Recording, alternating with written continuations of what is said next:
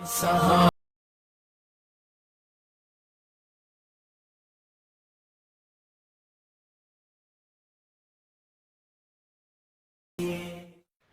اللہ الرحمن الرحیم الحمدللہ رب العالمین والصلاة والسلام علی سید الانبیاء والمرسلین وعلی آلہ واہل بیتہ واصحابہ اجمعین۔ سامعین و ناظرین، جس طرح آپ جانتے ہیں کہ طاہر القادری کے لحاظ سے ہم نے ایک سیریز کا آغاز کیا جس پر بہت سارے لوگوں کا جو ہے وہ اس کے اپنے لوگوں کا رد عمل آیا، یعنی گالی گلوچ آیا، دلیل کا جواب دلیل سے ان کے پاس نہیں ہوتا۔ اور میں نے پہلے بھی واضح کیا تھا کہ ہم کنز العلماء کے سائے میں بھلے ہم دلیل سے بات کریں گے، گالی سے بات نہیں کریں گے۔ ان کے پاس گالیاں دلائل نہیں ہیں۔ آج پھر میں آپ کے سامنے ایک دلیل کے لحاظ سے حاضر ہوا اور سیریز کا پارٹ نمبر 3 اللہ کے فضل اور توفیق سے پارٹ نمبر 3 حصہ نمبر 3 لے کے میں آپ کے سامنے حاضر ہوا ہوں۔ اس کے اندر اللہ کے فضل اور توفیق سے میں آپ کے سامنے دلائل سے واضح کروں گا کہ کس طرح یہ بندہ دین رسول علیہ السلام،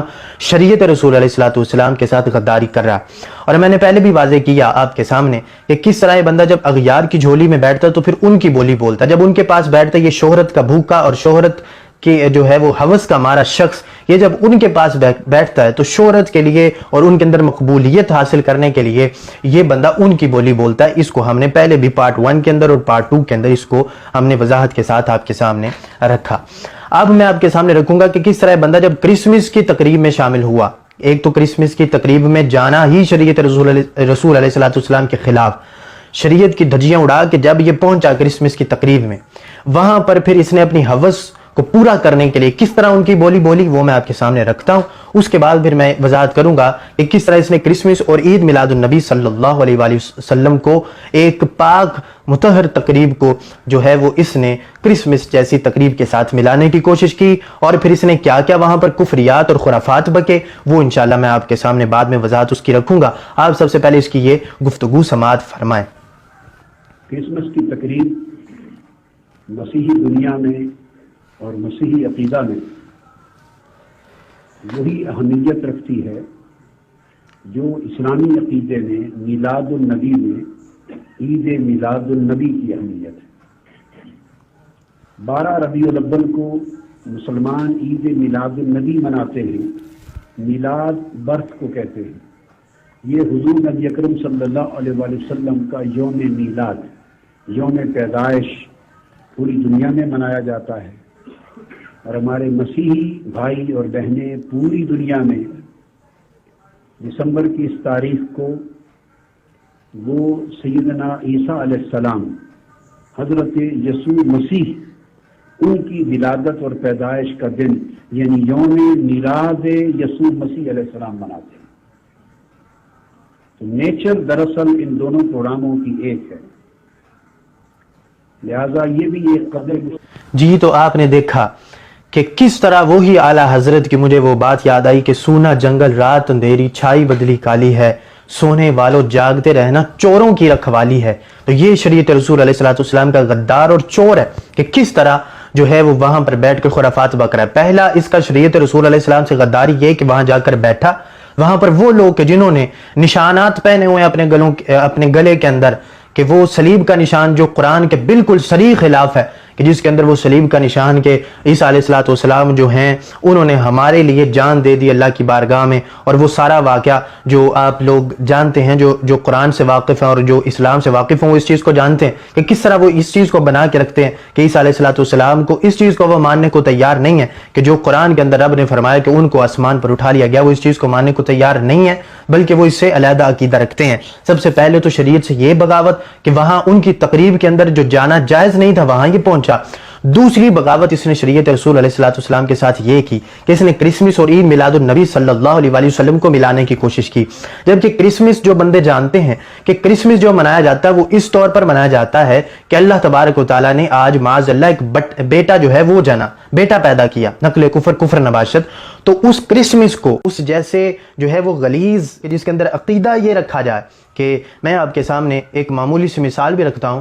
کہ روزہ جو ایک پاکیزہ چیز ہے کہ جو اللہ تبارک و تعالیٰ کی خوشنودی حاصل کرنے کے لیے ہوتی ہے، جب 10 محرم کے روزے کے بارے میں صحابہ کرام نے پوچھا یا رسول اللہ صلی اللہ علیہ وسلم یہود رکھتے ہیں، تو سرکار نے فرمایا ہم زیادہ حق رکھتے ہیں کہ موسیٰ علیہ السلام کی خوشی منائیں کہ 10 محرم کو ان کو جو ہے وہ فرعون سے نجات ملی تھی، تو ہم زیادہ حق رکھتے ہیں کہ ہم جو ہے اس کی خوشی میں ہم روزہ رکھیں۔ تو سرکار مدینہ صلی اللہ علیہ وسلم نے ان کی مشابہت سے بچنے کے لیے ایک روزے کے ساتھ دوسرے روزے کا اضافہ فرمایا۔ پھر کئی جگہوں پر نبی پاک صلی اللہ تعالیٰ علیہ وآلہ وسلم کی متعدد جگہیں ایسی ہیں کہ جہاں پر سرکار نے یہ فرمایا کہ ان کے ساتھ مشابہت نہ رکھو، وہ یہ کرتے ہیں تم ان کے الٹ کرو، وہ یہ کرتے ہیں تم ان کے الٹ کرو۔ اور یہ ایسا بندہ پایا جا رہا ہے کہ اس کے ماننے والے اس کو شیخ الاسلام کہتے نہیں تھکتے، اور یہ شریعت رسول علیہ السلام کے ساتھ غداری کر رہا ہے اور اسلام کے اندر اپنی شیخی دکھا رہا ہے، کنجوسی دکھا رہا ہے، اور اس طرح کے معاملات یہ کر رہا ہے۔ تو میں سب سے پہلے آپ کے سامنے تو میں نے یہ رکھا کہ کرسمس کا نظریہ اور ہے، عید میلاد النبی کا نظریہ اور ہے۔ عید میلاد النبی کے اندر عقیدہ اشہد ان محمدن عبدہ ورسولہ والا عقیدہ ہے کہ بے شک ہم گواہی دیتے ہیں کہ اللہ کے نبی محمد صلی اللہ تعالیٰ علیہ وآلہ وسلم اللہ کے بندے اور اللہ کے رسول ہیں۔ اس عقیدے کے مطابق عید میلاد النبی منایا جاتا ہے۔ لیکن وہاں پر کیا عقیدہ ہے کہ اللہ نے آج بیٹا پیدا کیا جو سراسر شریعت رسول علیہ السلام کے خلاف ہے۔ پھر اس نے وہاں پر بیٹھ کر ان کو بہن بھائی کہنے کی کوشش کی، یعنی ہمدردیاں سمیٹنا اور وہی ہوس شہرت کی اس کو سمیٹنے کی کوشش کی، جب اس نے تو ان کو بہن بھائی تک کہہ دیا۔ اس بندے کو اتنی شرم نہیں آئی کہ قرآن کے اندر واضح طور پر اللہ تبارک و تعالیٰ نے جو ہے وہ اس چیز سے منع فرمایا کہ ان کے ساتھ دوستیاں رکھنا اور اس طرح کے معاملات سے منع فرمایا ہوا ہے۔ نبی پاک صلی اللہ تعالیٰ علیہ وآلہ وسلم نے قرآن پاک کے اندر اللہ نے منع فرمایا ہوا ہے۔ تو پھر یہاں پر اس کے حواری کہیں یہ ڈھونگ لے کے نہ آ جائیں کہ دیکھو جی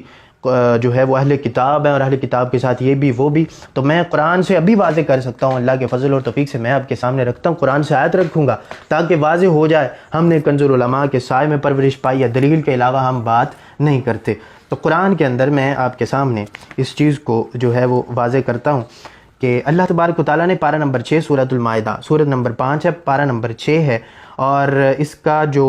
رکوع نمبر ہے وہ 12 ہے پارہ نمبر کا، اور آیت نمبر 51 ہے، 51 نمبر آیت ہے سورۃ المائدہ کی۔ اللہ تبارک و تعالیٰ کیا فرماتا ہے؟ رب فرماتا ہے یا ایھا الذین آمنوا، اے ایمان والو۔ ایمان والوں سے خطاب اللہ فرماتا ہے، یہ بھی تو اپنے آپ کو ایمان والوں میں جو ہے وہ شمار کرتا ہے۔ تو اللہ تبارک و تعالیٰ نے فرمایا یا ایھا الذین آمنوا لا تتخذوا اليہود والنصارى اولیاء۔ اللہ تبارک و تعالیٰ نے فرمایا اے ایمان والو تم یہود و نصارہ کو دوست مت بناؤ، اولیاء مت پکڑو ان کو، دوست مت بناؤ ان کو۔ پھر اللہ نے فرمایا بعضهم اولیاء بعض، وہ آپس میں ایک دوسرے کے دوست ہیں، تمہارے وہ خیر خواہ نہیں ہو سکتے۔ تم وہاں پر جا کر کرسمس کی تقریبات کے اندر جا کر ان کو بہن بھائی کہو۔ اللہ تبارک و تعالیٰ اسے منع فرما رہا ہے، قرآن کے اندر واضح اللہ کا حکم ہے کہ بہن بھائی صرف مسلمان ہیں آپس کے اندر، بھائی بھائی یا بہن بھائی جو بھی آپ کہہ لیں، مسلمان ہیں وہ آپس کے اندر، لیکن تم قرآن کے صریح خلاف چلے جاؤ، اتنی بغاوت شریعت کے ساتھ تم کرو اور خود کو رہنما کہو اہل سنت کا اور اس جو ہے وہ ایک سواد اعظم کا۔ تو اللہ تبارک و تعالیٰ نے فرمایا وَمَن يَتَوَلَّهُم مِّنكُمْ فَإِنَّهُ مِنْهُمْ۔ اللہ نے فرمایا جو ان کی طرف پلٹا، جس نے ان کی طرف منہ پھیرا، جو ان کی طرف چلا گیا، جو ان کے کرسمس کے جو ہے ان کی تقریبات میں جا کے ان کی بولی بولنے لگا، اس کی طرح غدار، اللہ نے فرمایا فَإِنَّهُ مِنْهُمْ، وہ انہی میں سے ہے۔ اب رب کا قرآن کہہ رہا ہے، اب تمہیں کوئی پادری کہے تو تمہارے لوگ اٹھ کے آ جاتے ہیں پادری کیوں کہہ دیا، پادری کیوں کہہ دیا؟ میں کہتا ہوں رب کا قرآن کہہ رہا ہے فَإِنَّهُ مِنْهُمْ، انہی میں سے ہو جاتا ہے۔ اور یہ وہ بندہ ہے کہ میں نے آپ کے سامنے جو ہے وہ اس چیز کو رکھا کہ جب یہ ان کی تقریب میں بیٹھا ان کی بولی بولنے لگا، اور کرسمس جیسی تقریب کو اتنی پکیزہ میلاد النبی صلی اللہ علیہ وسلم کی تقریب کے ساتھ اس نے ملانے کی کوشش کی، تو ہم ایسی غداری نہیں کرنے دیں گے، عقیدہ اہل سنت سے غداری نہیں کرنے دیں گے، کیونکہ جو دشمن ہوتا ہے وہ تو دشمن ہوتا ہے، لیکن اپنوں میں چھپ کے اور اہل سنت کا لبادہ اوڑھ کر اہل سنت کی صفوں میں چھپ کر اہل سنت کی پیٹھ پر جو ہے وہ چھرا گھونپنے والا یہ غدار ہے جو شریعت رسول علیہ السلام سے غداری کر رہا ہے۔ اللہ فرماتا ہے فَإِنَّهُ مِنْهُمْ، انہی میں سے ہو جاتا ہے۔ پھر اللہ فرماتا ہے إِنَّ اللَّهَ لَا يَهْدِي الْقَوْمَ الظَّالِمِينَ، اللہ تبارک و تعالیٰ ایسی ظالم قوم کو ہدایت ہی نہیں دیتا، ان کی رہنمائی ہی سیدھے راستے کی طرف نہیں کرتا۔ تو میں کہتا ہوں اسی وجہ سے تو آج بھٹکے ہوئے ہو اس طرح کے کام کر کر کے کہ آج جو ہے وہ تم اغیار کے قدموں میں جا کے بیٹھے ہوئے ہو، یہاں آتے ہو سال کے بعد اور آ کے وہ پیسے اکٹھے کر کے اور پھر جا کے کینیڈا میں بیٹھ جاتے ہو اور جا کر رسول اللہ صلی اللہ علیہ وسلم کی شریعت سے غداریاں کرتے ہو، اور وہ بھولے بالے لوگ جو تمہارے پیچھے لگے ہوئے ہیں ان کو پتہ ہی نہیں کہ تم اندر بیٹھ کر کس طرح اہل سنت کی صفوں میں جو ہے وہ چھپ کر اہل سنت کی جڑیں جو ہے وہ کاٹ رہے ہو اور اس کو کھوکھلا کر رہے ہو۔ تو اللہ کے فضل و توفیق سے میں نے قرآن سے بھی اس چیز کو واضح کر دیا، آپ کے سامنے رکھا کہ کس طرح یہ بندہ ان کے ساتھ اغیار کی جھولیوں میں بیٹھ کے ان کی بولی بول رہا تھا۔ اب یہاں پر کوئی یہ نہ کہے کہ دیکھو اتنے کام اچھے ہیں، غلطی کر دیتا تو یہ ہو جاتا ہے، تو میں کہتا ہوں غلطی پر پشیمانی ہوتی ہے، غلطی پر معافی ہوتی ہے، لیکن اس نے کوئی معافی مانگی ہے؟ بلکہ غلطیوں پر غلطی اور پھر اس پر ڈٹ کے اس کو شریعت رسول علیہ السلام کا نام دے کر اور اس طرح کی یہ بک بک کرتا رہا اپنی زندگی کے اندر۔ تو ہمارا یہ کام بنتا ہے، ہمارا یہ فرض بنتا ہے کہ اس طرح کے چھپے ہوئے بھیڑیوں کو، کالے بھیڑیوں کو ہم نکال کے باہر رکھیں تاکہ لوگوں کو پتہ چلے کہ عقیدہ اہل سنت کیا ہے۔ مجدد الفسانی رحمۃ اللہ تعالی علیہ نے جو اکبر بادشاہ کے خلاف جہاد فرمایا تھا، اس وقت کے بھی کچھ علماء تھے، ملا دو پیازہ جیسے لوگ، کہ جنہوں نے کتابیں لکھ ڈالی تھی قرآن و حدیث سے دلائل دے دے کے کہ اکبر بادشاہ کے اس محل کا جو ہے وہ طواف کرنے سے کیا ہوتا ہے، حج ہو جاتا ہے۔ تو اس پر دلائل دیے، مجدد الفسانی رحمۃ اللہ تعالی علیہ نے ان کا تعاقب کیا اور لوگوں کو بتایا۔ لوگ اس وقت بھی خلاف ہوئے، شیخ عبدالحق محدث دہلوی رحمۃ اللہ تعالی علیہ نے بھی خط لکھ دیا مجدد الفسانی کو کہ آپ کیا کر رہے ہیں، علماء کے خلاف جا رہے ہیں۔ جب مجدد پاک نے فرمایا کہ یہ علماء کے خلاف نہیں جا رہا، بلکہ میں اسلام میں چھپے ہوئے جو بھیڑیے ہیں، جو یہ کالی چادر اوڑھ کر اہل سنت کی جڑوں کو کھوکھلا کرنا چاہتے ہیں، میں ان کو واضح کر رہا ہوں۔ تو میں کہہ رہا ہوں کہ ہم سلسلہ نقشبندیہ سے تعلق رکھتے ہیں، مجدد الفسانی رحمۃ اللہ تعالی علیہ کی روحانیت ہے، ہم ان کے نقش قدم پر ہیں اور ان کے فیض سے جو انہوں نے اس وقت کام کیا، آج ہم اس کا بھی تھوڑا سا حصہ آپ کے سامنے رکھ رہے ہیں کہ انہوں نے بھی اس وقت کی کالے جو بھیڑ تھے ان کو باہر